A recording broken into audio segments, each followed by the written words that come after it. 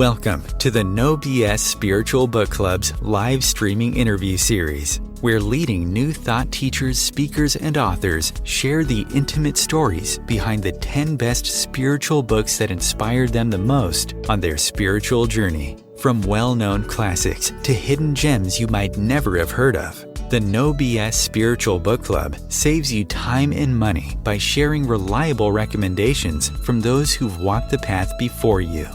The No BS Spiritual Book Club, the only no BS guide to the best spiritual books to inspire your own journey of self-discovery. Here's your host, founder of the No BS Spiritual Book Club, Sandie Sedgbeer. Hello and welcome. Joining me today to share the spiritual books, the 10 spiritual books that inspired her the most on her life journey is globally recognized teacher, best-selling author, and thought leader on the topics of chakras, psychology, yoga, and social change, Dr. Anodea Judith. She's been called a prophet for our time, and her books have been translated into over 28 languages. Classics among those are Wheels of Life and Eastern Body, Western Mind. Dr. Anodea Judith, welcome. Thank you for joining us. Thank you, Sandie. I'm delighted to be here. Now, you have said that if you had an addiction, it would probably be to books. So tell us about your relationship with books. Oh, my goodness. My mother was a wannabe writer. And I remember at 6 years old getting up in the middle of the night and going to her typewriter, remember typewriters? And typing out of, because I wanted to write as well. And so I just love books and information. Every time I've moved, I've had to cart a whole truck full of books and cart them around because they're like treasured friends that I don't want to let go of. And I love it when I'm writing and I can just say, what was that passage? And I can just go to my bookshelf and I can find it because I underline and I circle and I fold pages over and I make a mess of my books so they could never be resold anyway. Yeah. Lots of people feel exactly the same as you do. And it's interesting how people do see books as friends, really close friends. It's a bit like having a dog that you tell all your, your stories to. A lot of people do that as well. But books seem to have a life of their own. Well, you spend a lot of time with an author's voice. Yeah. So you feel you know the author quite well. They don't know you, but yeah. Have you ever met any of the authors of some of your favorite books? Oh, yes, indeed. I have. Some of the ones that I listed, Dwayne Elgin. In fact, I just had dinner with him last night. Leonard Schlesinger, I met on a few occasions, was at his house once. Who else do I have on my list here? I'm looking to the side. No, I never met Joseph Campbell or Meg Lee. Yeah, I think that's about it. Is there someone amongst your 10 books that you would have loved to have met? Oh, I would love to have sat down with Joseph Campbell or Eric Jantz. They were just brilliant. I would have loved to have sat down with them. Yes. Yeah. It is always interesting when we meet the authors of our favorite books, I think, for the first time, because certainly in my case, I often get surprised because I've built a whole image for them, a whole identity based on the book. And sometimes they're nothing like that. That's true. I met Gareth Hill. I listed him. What's the title again? I'm sorry. I'm Masculine, Feminine. And when I was working on my Global Heart book, I was using his material quite a bit. I thought I need to meet him and more than an email, ask permission to use it and tell him what I'm doing with that. So I tracked him down. And he was, very shy and withdrawn. And, it was like not what I thought from the book, but very introverted. Yeah. Astonishing. It's a bit like actors then. They can hide their personality behind the characters. That's right. Yeah. So the first book on your list, and I'm assuming this is not necessarily in order of favorites or chronological, it's just 10 books. Yeah.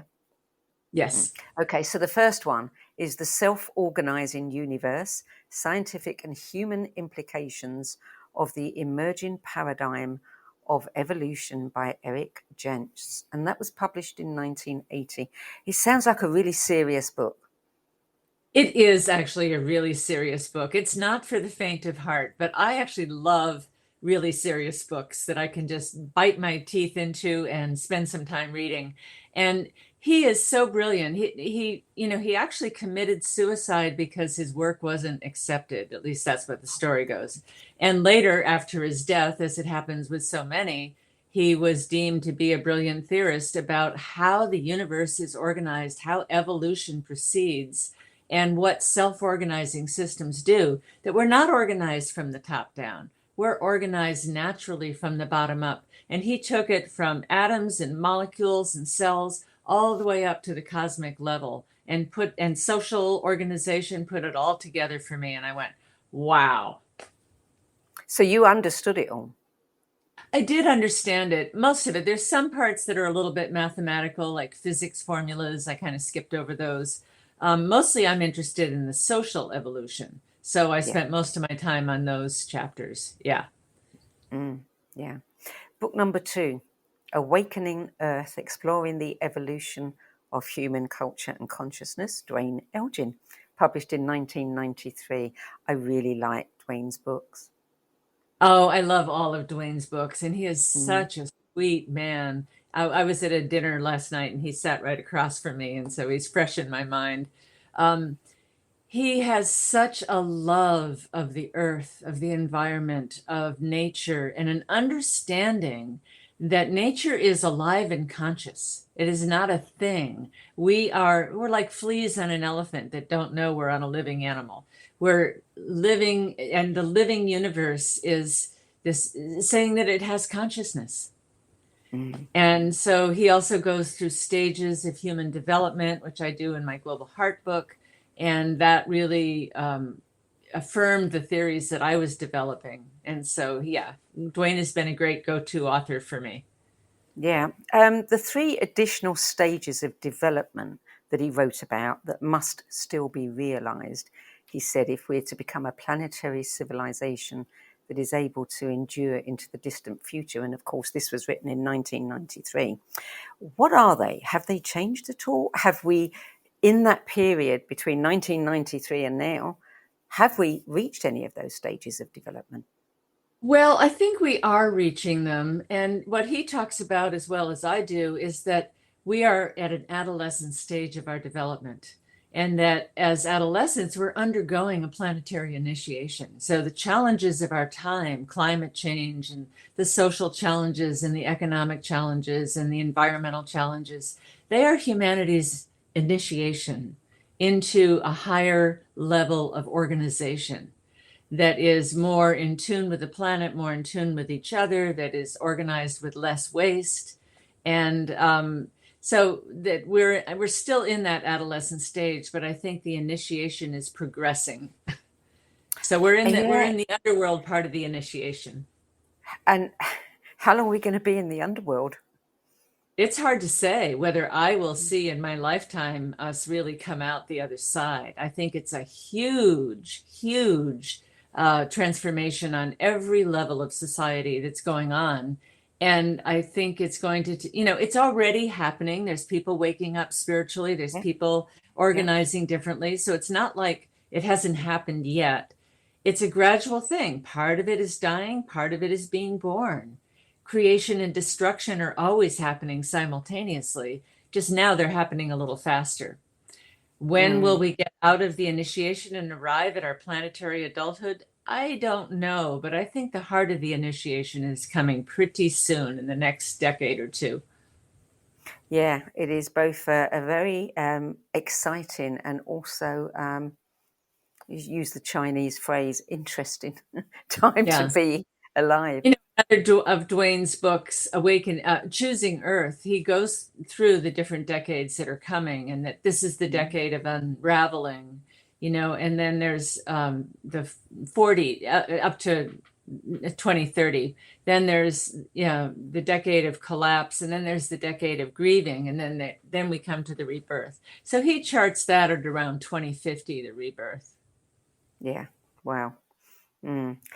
Great news for the young Not so great news for the rest of us who won't be here to see it. Book number 3 is, this is a really interesting one. I had to tell a few of my friends to go and get this book. The Alphabet versus the Goddess, The Conflict Between Word and Image by Leonard Schlesinger. And this was published in 1999. And it sounds absolutely fascinating. Well, Leonard Schlesinger is a fascinating character. He was a brain surgeon, and he taught at UCSF, I think, as taught brain surgery. And so he researched consciousness and the brain, and he worked a lot with the right and left hemisphere and what the difference was. And of course, he saw things in his patients. And as he looked at that, he was also a student of history. And he looked at how when we became left brain dominant, which is pretty much what we are now, that's the logical mind, that's the more masculine thinking, intellectual writing, that we, everywhere that happened, everywhere the alphabet came along, not the pictorial alphabet, but the representational alphabet, that the social climate moved toward more masculine domination, and the feminine was lost. And so he correlates that through China, through the Americas, through European history. He looks at word and image. He looks at all these dualities that have happened, but everywhere the cultures became more misogynistic. And now the good news, and of course he died a few years ago and hasn't lived to really see like the Zoom now. You know, we get more of our information from video and images than we do from the written word now. And that is actually bringing us back into the right brain, which is more feminine. Also, I think typing with 2 hands, which is what we do, nobody writes longhand anymore, also uses both sides of our brain. So it's a fascinating sweep of history and an understanding of consciousness and culture in these different stages. Yeah. You know, you read so much in history. I remember Rhianeisler's Chariot and the Blade and, you know, her documentation of how we changed once we became agriculturalists and stopped being hunter-gatherers. And then, you know, the whole gender thing changed as well. Our roles, we were no longer partners. Women were inferior. I'd never come across this particular aspect of it. But I do recall reading a book many years ago in which somebody said, when we developed language, we started to lose our ability for telepathy. Because we were developing that left brain and we were beginning to ignore the right brain, you know, the intuitive brain. Yeah. And Leonard Schlesinger would argue for that also in his book. You know, so, Yeah. But he actually put it in terms of the goddess cultures were lost as the masculine and the written word took over. Well, in China, that's when they began foot binding, you know, when they went from a pictorial alphabet to representational. I'll never understand why foot binding, you know, what made someone say feet, you know? Well, they didn't want them to run away. It made it so hard to walk that the women couldn't run away. That was what it was all about. I thought it was attractiveness. Well, it was that also. They thought that, you know, if they walked slowly and daintily, that was more attractive. Yeah. Okay. It was Empress Cixi, who ruled for 50 years, who put an end to that. She was a foot-bound concubine at 16 that married an emperor, and then the emperor died, and she took over, and she ruled China for over 50 years. At the same time as Queen Victoria ruled, and those 2 women ruled more than half the population of the world in the late 1850s to 1900 phase. And both ruled for very prolonged periods. That's right. That's right. And Queen Victoria did it while raising 8 children. Yeah. Of course she had help. Of course she did, yeah. Okay, number 4, masculine and feminine, the natural flow of opposites in the Psyche by Gareth Hill, 2001. Well, I have always been fascinated by masculine and feminine and the way it happens in the psyche, because I've been a therapist, and also in culture. And Gareth Hill he's a Jungian, and he talks about the flow of opposites in the psyche having different stages of childhood development. For instance, when we're first born, we're more focused on the mother than we are on the father, and we're in what he calls the static feminine. Everything centers around the mother. The baby can only go so far from the mother and still survive. And then the baby, goes into the terrible twos and says no, and, kind of overthrows the mother, so to speak, and goes into the rebellious stage. And that is the dynamic masculine. It's pushing against the mother.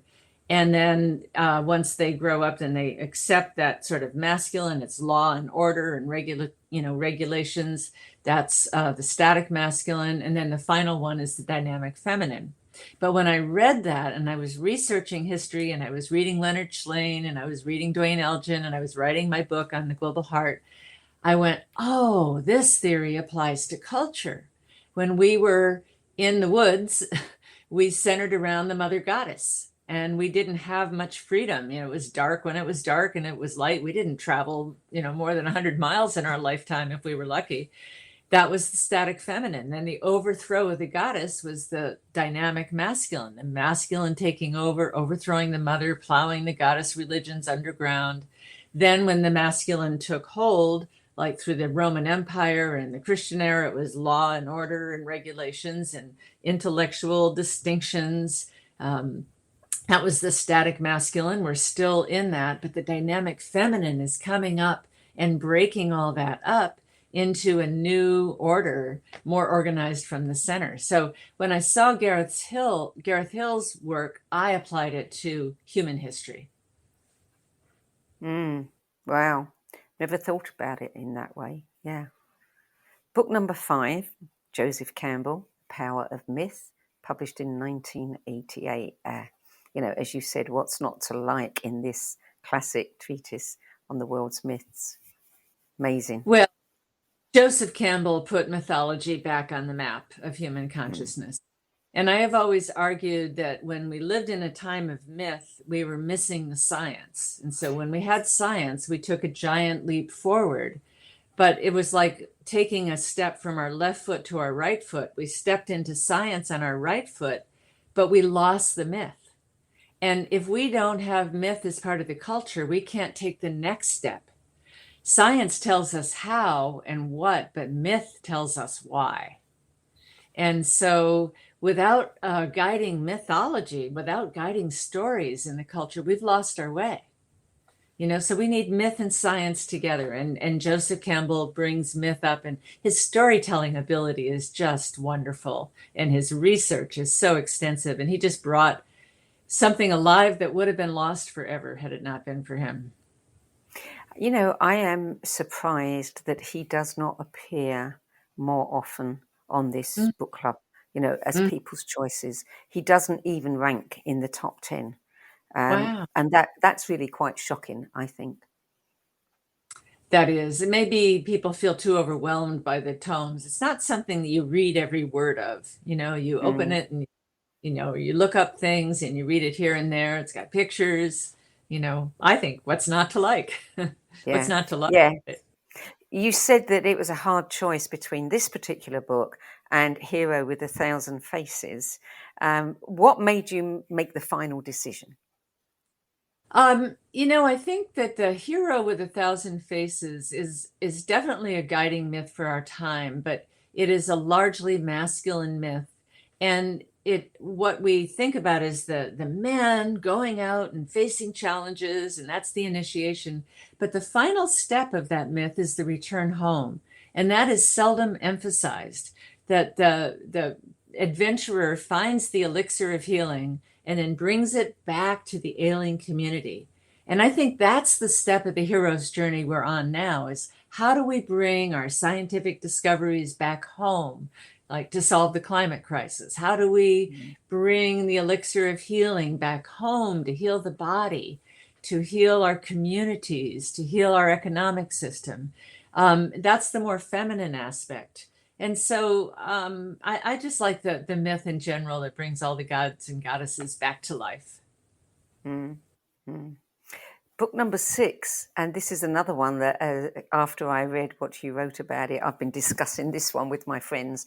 The Heroine's Journey, Woman's Quest for Wholeness by Maureen Murdoch, published in 1990. Well, I read that. I can't remember how the book came into my hands, but I read that when I was in my 40s and I had 4 kids at home and I had a very bad case of Lyme disease and I was very sick. And I was struggling. I had a private therapy practice. I was writing my books and I couldn't figure out how to heal myself.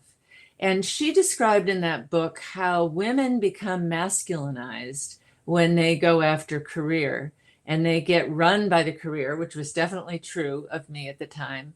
And often in midlife, they have some kind of health crisis that is about bringing them back into their inner world, into their feminine again. And the book just hit me right between the eyes. It was like, I felt like it was written for me. And as a therapist, I actually gave it to many of my clients over the years, that I recognize the same syndrome. So I'm not alone in this whatsoever, but it really moved the needle in my life toward my healing. And did you notice among your clients whether this applied more to women who were in a career that required them to be working for some kind of corporation where they're, every day up against the men, or women who had started their own businesses? Either one, because I think even to women who started their own businesses, they were doing everything. They were raising their children, they were doing the businesses, they were doing it on a shoestring budget, working overtime, and they were losing their feminine contact with that feminine soul. So how did you encourage your clients, to move beyond that? Well, by putting them, I didn't say don't do this, but instead bringing up the connection with the internal world, with the world of feelings, with the world of the soul, the world of myth, the world of the imagination. As I put them more in touch with that, there was more balance. I didn't really mess with how they were doing their career. That would take care of itself, but it was bringing up what was rejected and bringing that back to consciousness and fullness again. And then that has more balance. There's nothing wrong with us pursuing a career. It's when it's out of balance with our personal life. Yeah, for sure. Yeah. So book number 7 is Leadership and the New Science, Discovering Order in a Chaotic World. Right now, by Meg Wheatley, published in 2006. Yes, this book was it was sort of like the self-organizing principle. It just went boing and put a lot of things together for me. When I was writing my book, The Global Heart Awakens, I would sit with in meditation with a question: what is the next organizing principle for humanity? Because that's what I was trying to write about. As I looked at evolution, the self-organizing universe, how do we organize? Well, we were organized by top-down power over structures, and now we were going into a new organizing system, a new operating system, if you will. And I kept sitting with that, asking in meditation to be guided. And Meg Wheatley's book fell into my lap when I was at a retreat center teaching a workshop, and they had a library, and I wanted to get away from everybody and have lunch to myself. So I went in the library, and this book was kind of sticking out on the shelf, and I picked it up and I just started reading it, and it was like, oh my God, she's answering my question. This is all about self-organizing systems in social structures and how we reorganize. And she matches the whole issue of leadership and business into the way evolution self-organizes. And somehow it just gave me the answers I was looking for in the book I was writing. Isn't it interesting how that always happens? When we're looking for the keys, up they pop. That's right. And people tell me that's happened to them with my books too, Yeah. That's the beauty of books.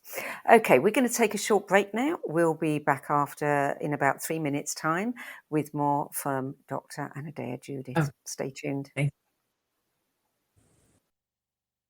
OMTimes TV.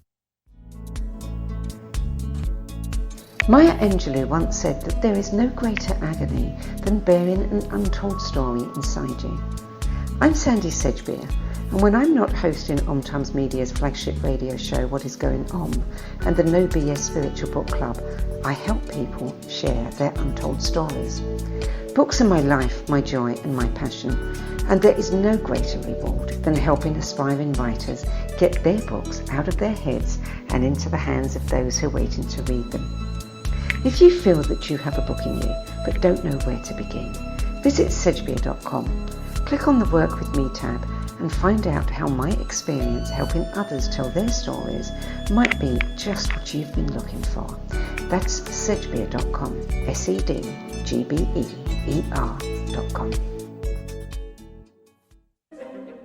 Imagine becoming a super influencer. Reinvent yourself, invest in your brand, and then manifest your success with a robust spheric approach. OMTimes Media and Broadcasting offers a unique and multifaceted way to become the spiritual and conscious influencer you deserve to be by putting your message across our powerful platform with its proven record of integrity and excellence. Through our produced shows, OMTimes offers the opportunity to become a social media TV personality, a radio show host, an OMTimes magazine columnist, and a syndicated podcaster, all in one shot. By live streaming your show on OMTimes TV and broadcasting it across the extensive OMTimes radio and TV networks, you become more than a host. You become an ambassador and a force for positive change. OMTimes. Open yourself to the possibilities. There are 16 million children struggling with hunger in America. That's 1 in 5 daughters, sons, neighbors, and classmates who don't know where their next meal is coming from. Yet billions of pounds of good food go to waste every year. It's time we do something about it. Feeding America is a nationwide network of food banks that helps provide meals to millions of kids and families in need. Visit feedingamerica.org to help them feed even more. Together, we can solve hunger. Together, we're feeding America.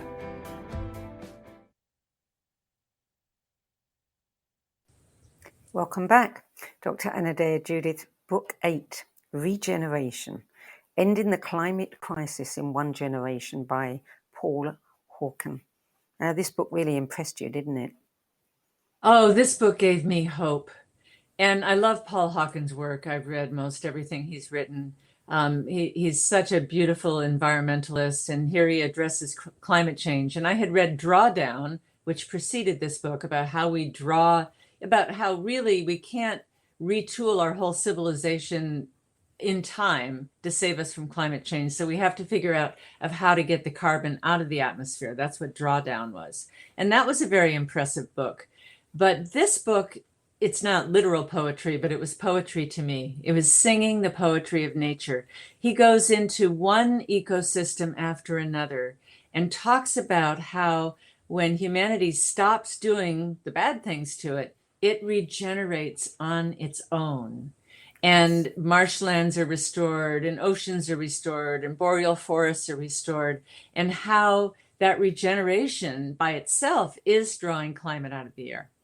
And I really feel this book should be in every legislator's hand, every elected representative, every high school teacher, every college. Everybody should read this book. It's the most hopeful book about climate change that I have read, and I've read a lot of books on climate.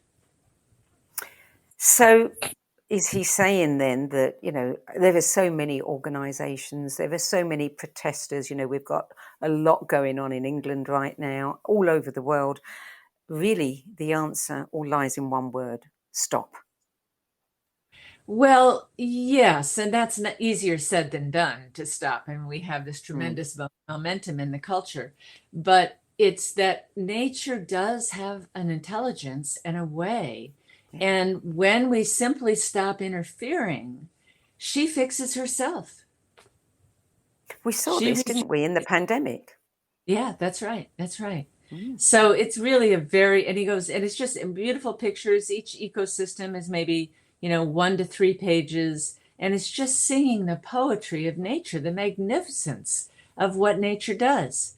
For example, they had started killing wolves in Yellowstone National Park, and then everything started collapsing. And when they reintroduced the wolves, then the populations come into balance. The trees came back. we shouldn't mess with it. She knows what she's doing. Absolutely. Yeah. She knows a lot more than we do. Yeah. Yeah, And will survive long after we do. that's right. Yeah. Yeah. Book number 9 is Bioenergetics, the revolutionary therapy that uses the language of the body to heal the problems of the mind. Alexander Lowen, 1975. Yeah, now this is an old book, and he wrote many, many books, of which I've read all of them. I was a bioenergetic therapist, and when I experienced my first bioenergetic session, one that was done to me, it was such a revelation. I said, I have to study this work.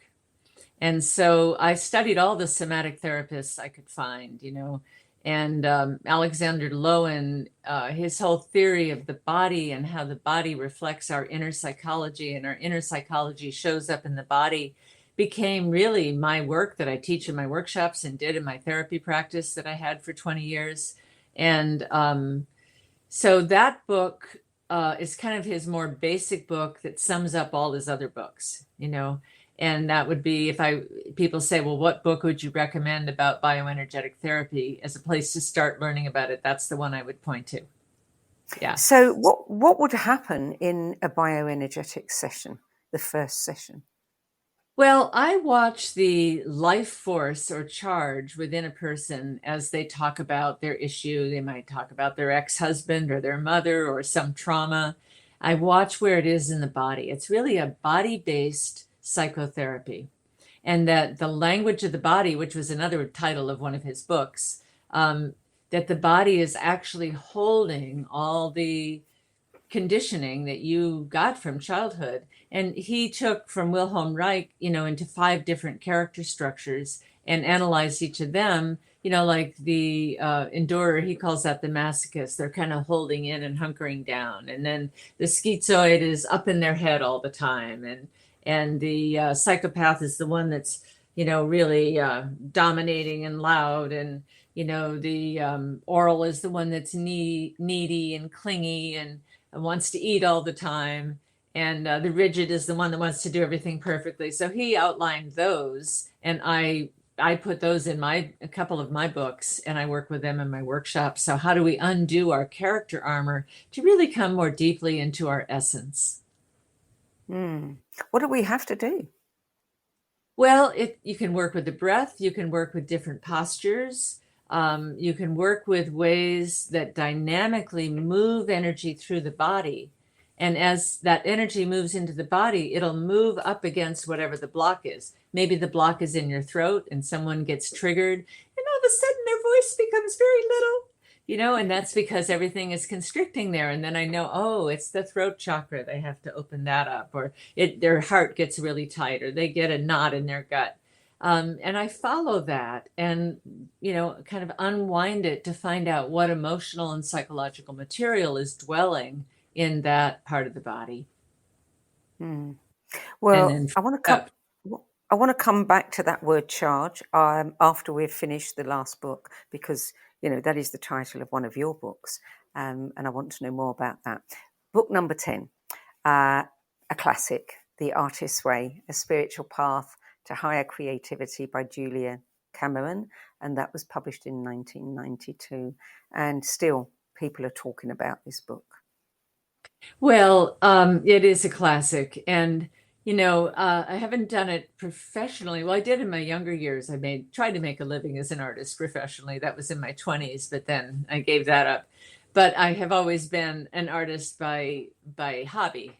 And if you saw my house and my property, there's art all over. My partner is an artist. We create art together. So the Artist's Way was about how to stay inspired. How to let your unconscious come out, your morning pages that you write, which is your journal writing, that just kind of is your morning dump to clear your mind before you sit down and write your book. And going on an artist date once a week, going to a museum, going to a concert, going to a play. We have to stay inspired by witnessing each other's art. And, my partner and I will say, hey, we haven't had an artist date in a while. Where do you want to go? There's a new show at such and so. Let's go see that. And I always come home inspired. Yeah. Yeah. Well, my, inspiration is books, and listening to people like you telling me about the books that inspired them. Because there's a mountain list of books that I Yeah. need to read, and I'm sure many of our viewers too, every time we hear about them. So that completes your 10 best list. I want to talk about you and your work before we get into some of your books. In your keywords, you said that you are a weaver of ways. Tell me what that means. Well, I think that if I even define my life purpose, it is to heal what has become separate in the culture. Masculine and feminine has become separate. Mind and body have become separate. In my therapy work, it was always uniting mind and body again. Spirit and matter have been separate. Most spirituality is all about spirit and denies matter, but I think matter is a beautiful thing that we can organize and make beauty. So it is about healing the splits in these archetypal realms. Not that I alone think I'm going to do that, but that's what I address in my books, in my clients, in my workshops. It's bringing it back into unity and wholeness once again. That's lovely. That's really lovely. So, Wheels of Light and Eastern Body, Western Mind, I mean, these are books that, wow, they have become classics. When you first wrote these books, did you have any idea of how big they would become? Well, first of all, it's Wheels of Life. Wheels of Sorry, Life Life. is Yes, another it is. book by another author, but Wheels of Life was my first book. And I will tell you that when I learned to write on that book, it took me 10 years to write it, but I had a baby in the middle of it, and a lot of Wheels of Life interfered. But really, wild horses couldn't carry me away from writing that book. I just wanted to work on it a lot. That hasn't happened until my most recent project, but that one it did. And I didn't know what it would do at that time. I sent it to several publishers who turned it down. I was saying that all the chakras have equal importance, even the lower ones, and some of the male theorists saying, "Oh, that's BS." How could she say that grounding is important? But really, people have proved me right as the years have gone by. Yes, we do need to get into the body. Yes, we do need to ground. So, no, I had no idea, but it was not a question about whether that was mine to do. I knew it was. Yeah. And Eastern Body, Western Mind? Yes, so I wrote that 10 years later, and that was in the height of my therapy practice, so I was seeing many clients, and I was seeing the chakra issues parade through my clients. I was seeing that the developmental stages where they had trouble or trauma, or they lost a parent or whatever happened, how that corresponded to the way their power functioned, or the way their relationships functioned, or the way they communicated, or their ability to be in touch with their emotions or in their body. All the things that correlate to the chakras, I saw correlated to these developmental stages of personality. And so that came really out of all my clients, and some of their stories are told there with the names mixed up and some of the details mixed up, but some of the stories. And I remember one time I said, today I'm going to write about the endurer character structure, what Alexander Lowen calls the masochist. And I just sat and meditated about it. And then I had a brand new client coming in, and I said, wouldn't it be something if she were the endurer? And she walked in, and everything I had just written, I said, this is how they present. She presented. I feel stuck. I feel helpless. I feel futile. I feel depressed. She had the same kind of body that I was describing. It was like she walked off the page and into my office. Those kinds of synchronicities I was discussing a few weeks ago with Dr. Bernard Beitman, who's doing a lot of research into synchronicities. Do you think that you created that experience because of wouldn't it be nice? Or do you think, was it your intention that created that? Or do you think that somehow some part of you knew that she was coming into your field, and the work that you were looking at that day created itself around that? Well, that's a very interesting question. And I know that you and I got a chance to meet personally in Sedona recently when I was at this Holo Movement conference, and based on some of the work of physicist David Bohm. And he would answer that question the same way I would, which is it isn't cause and effect that I caused it or she caused me, but there's an underlying unity that caused both of us. Yes. And that's what I would attribute it to. I know that I used to paint in interior murals, especially a lot of skyscapes on ceilings, and I would paint clouds all day. And then I'd go out I'd finish my day and I'd go outside and I'd look up at the sky, and there was exactly what I painted. And I wasn't even looking at the sky when I was doing it. It was like, does nature follow art or does art follow nature? Well, I think there's an underlying unity. It's like if I have water up to here and you see my fingers as separate, well, you don't see underneath that they're all connected to a hand and that I can move my fingers simultaneously from the hand that is the unifying factor. Good answer. You're absolutely right. Tell me about your book, The Global Heart Awakens. Well, this is what I consider my best book. It's the one I spent 10 years writing it. I did so much research. I put so much into it. Unfortunately, it's the least known. It sold the least, but the people who did read it absolutely loved it. And it charts history from the discovery of fire up to the modern era. And it puts it on a developmental schema similar to the development of childhood. That we were in our cultural infancy, and then we were in our cultural toddlerhood. And then the last 5,000 years, we've been in sibling rivalry. And now we are in our adolescence, undergoing our initiation into adulthood as a culture, as a society, as a world. And I call that the excuse me, the subtitle is Humanity's Rite of Passage from the Love of Power to the Power of Love. And this is where that question about organizing principles.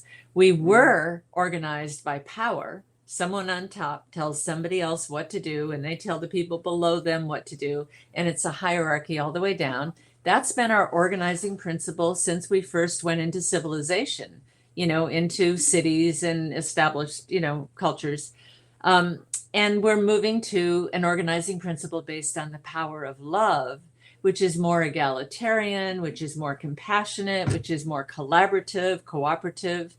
And I believe that the crises on the planet are forcing us to collaborate and cooperate because we won't solve it any other way.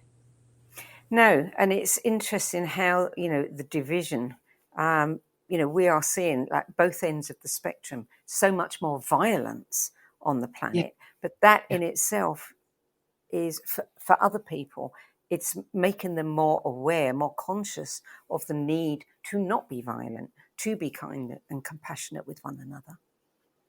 But the violence is nothing compared to what it was in the Middle Ages and, World War II. And, there's a book by Steven Pinker, The Better Angels of Better Angels, I think it's called, or maybe Better Angels of Our Nature. And he actually looks through history at the prevalence of violence, everything from wars to domestic violence to street violence, and argues that it's really on the decline. We're just more aware of it now. Yes. Yeah. Well, we get more access to the news about it, don't we? That's right. We wouldn't have heard about it before. Yeah. It was able to happen silently. So your latest project, She Rises, Awakening Our Female Archetypes of Leadership. Beautiful card deck. Tell us about this and the inspiration for it. Well, during the pandemic, when my traveling business of traveling and teaching workshops, I was traveling all over the world, that came to a stop because all the retreat centers closed down and the live workshops were not happening. I said, well, I just want to do something that's fun. I had all this wisdom about archetypes from studying Joseph Campbell and Gareth Hill and some of the authors we've talked about. I saw that in my clients. I helped them awaken to their archetypes of power. And I said, I'm going to do something a little more fun, bring the right and left brain together, the word and the image together, and do a card deck.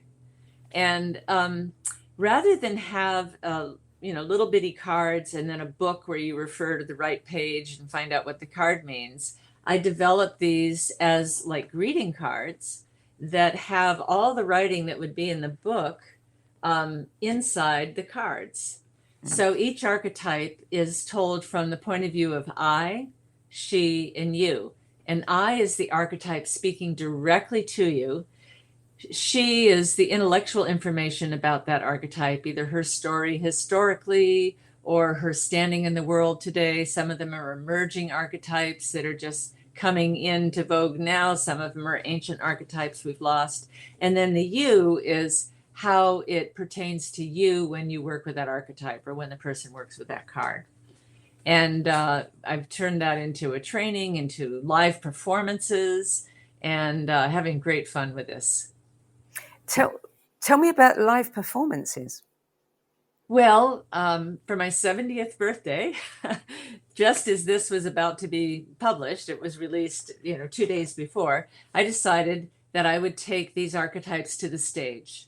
And I got 17 women to learn and memorize the archetypes and create a costume. And a man friend of mine, Gary Malkin, created music for each one that was the walk-on music and the music underlying. And they spoke the I portion, like I am the priestess and I live to serve and I am a living conduit of the goddess. Or I am the empath and I feel when the world has forgotten to feel itself. Or I am the mother and I am the nurturer giving birth to life. So they acted these out on stage with live music and costumes and lights and all that. And that's what I did for my 70th birthday. Very cool. Very cool. How many cards are there in the deck? There's 38. 38. And each card looks like a card. Have you thought about selling those individually? Because wouldn't it be great for people to have the opportunity to pick one and send it to a friend? Yes, actually, that's a great idea. I have thought about it. I haven't done anything about it yet, but I have thought about it. Yeah. Yeah, I could. Yeah, I would think that would be quite popular. Mm-hmm. Yeah. Mm. So what is next for you? Well, I have just signed a contract to write a book about the goddess, about goddess religion and goddess mythology. So I thought long and hard about whether I wanted to do that, but I was, as an ordained priestess that was sworn to serve the goddess 40 years ago, I realized that, and it's funny, I was cleaning my office and I found a notebook where I had started a book writing about the goddess. I'd written about 4 chapters. And I looked through it and I said, you never did anything with this. And a few weeks later, I was on a Zoom call with someone. I was sent into a breakout room. It happened to be a publisher. She wanted to know about my She Rises that I had just published. And she said, I have a book that I want you to write. And so it came to me without looking. And so I said, okay, I guess I'm meant to do this. So that's my next project. A book whose time has come, indeed. Yes. Yeah. Yeah. Yeah. I want to ask you a question about Hollow Movement and the Evolutionary Leaders Circle, since I was recently introduced to it and met some of you there. Well, I understand what the purpose of it is, but what emerges from it, from the organization? What sort of, projects are being created? Oh, well, in the Evolutionary Leaders Circle, and that's part of the Source of Synergy Foundation, there are several synergy groups, and I think there's 12 or 15 of them now, where like one of them is on the UN Sustainable Development Goals. Other ones are on the Hola movement, or on, there's even one about ETs, that people are into that. There's several different ones. And so each one of those is actually doing things in the world. Some of the people are producing the World Unity Week. People have foundations. People are addressing climate change. There's a lot of movers and shakers. And they were at that conference on the Hola movement, which is, the idea of that is it's a movement of movements. We've had the women's movement, and we've had the Black Lives Matter movement, and the Occupy movement. And these are all sub-movements, but this is based on what David Bohm said was the underlying unity of all reality. And he called it the Hola movement, that underlying unity, that it's always moving and changing form from this to that, but there's always an underlying unity. And so the movement of movements is based on David Bohm's philosophy of consciousness and matter and how they work together as one unified field. And the idea is if we really understood that there is no separation, that everything is unified, we would behave differently. Of course we would, yeah. So Yes. which synergy are you involved in? Well, Which group? I'm not in one at the moment. I've been too busy with all my work to actually join one, but it might be I would join the one with the Hola movement, or I would start my own on the Global Heart. And what would that look like? Well, it would look like doing research into where these heart-based principles are being applied and how and what the results are. For example, universal basic income, helping out those who are having a hard time by giving them something that gives them a leg up. Well, that's been implemented in different areas with great success. So people that are really tracking these things where more collaborative, more compassionate practices are being developed and what happens as a result.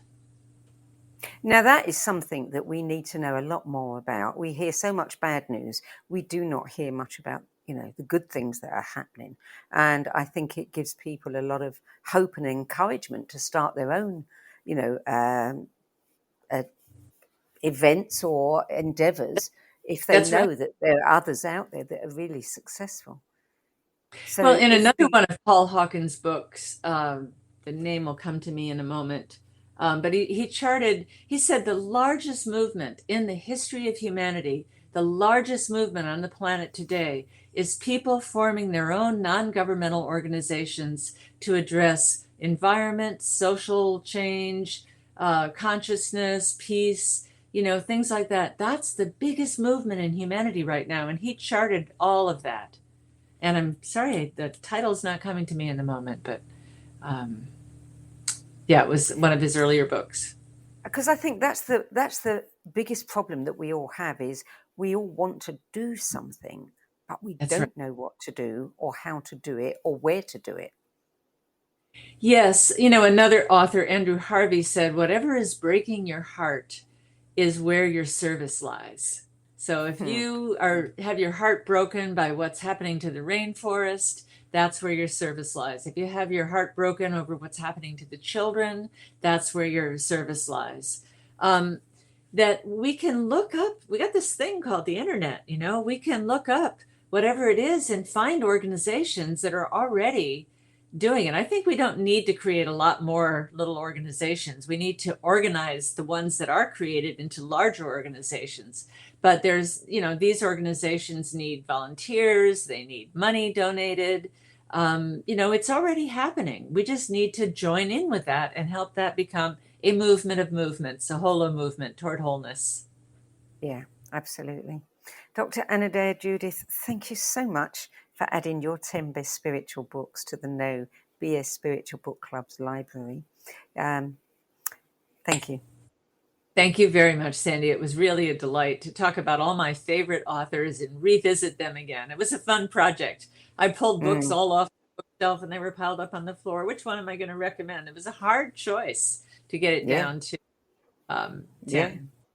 Yeah, that's what people say. And it always seems to be a very worthy project because people find so much that they didn't expect to find in the process. Yes, that's right. I did too. Yeah.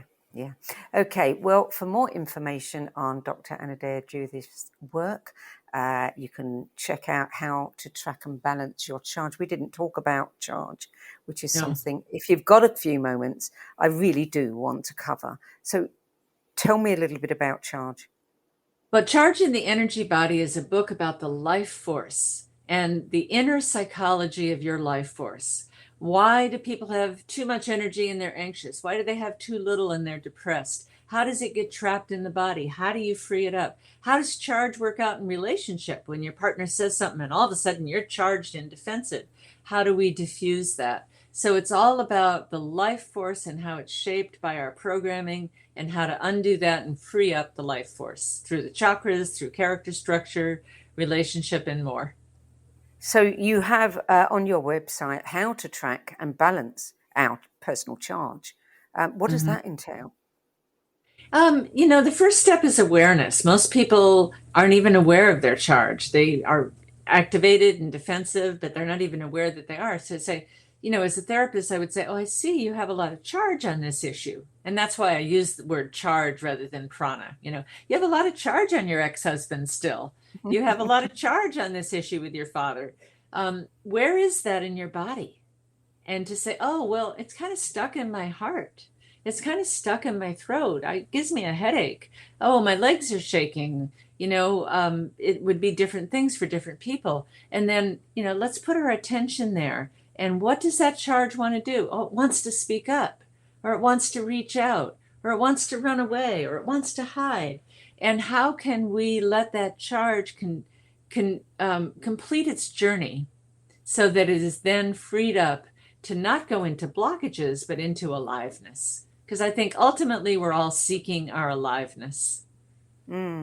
One thing that I have noticed recently, and I'm noticing it more frequently and in greater numbers, is people, I used to notice it in men, not women, but now I'm seeing it in both genders, who, when they are sitting anywhere, have one leg that is constantly Right, yeah. tapping. And I was in a doctor's surgery the other day, and there were 4 people. All of them were doing it. And sitting in the airport, there were lots of people doing it. And it's like, what is going on here? Well, that's an attempt to discharge. When people are nervous, they want to do something to discharge. Being nervous is having a heightened charge. And so they can, we discharge through our limbs, through our voice, and through our genitals. But as a therapist, I didn't work with that aspect. But, you can stomp and the feet is just one place that they probably actually want to run away, but they're there for an appointment, so they're discharging through their legs. So it's a kind of anxiety thing. That's right. It's a kind of release valve for anxiety. Okay. If you told them to stop it, their anxiety would go up. Yes, yeah. And the fact that I'm seeing a lot more of it, suggests that many more people are having to discharge that energy.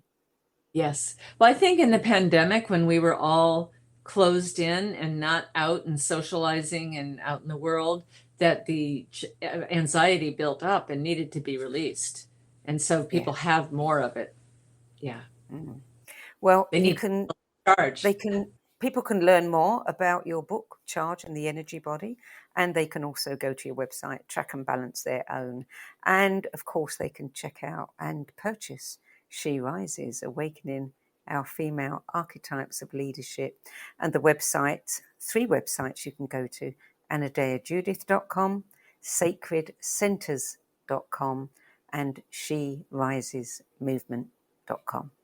That's it for this week. I'm Sandie Sedgbeer. I'll be back at the same time next week with another 10 Best interview for the No BS Spiritual Book Club. Till then, it's goodbye from me, and thank you to Dr. Anodea Judith. Thank you, Sandie.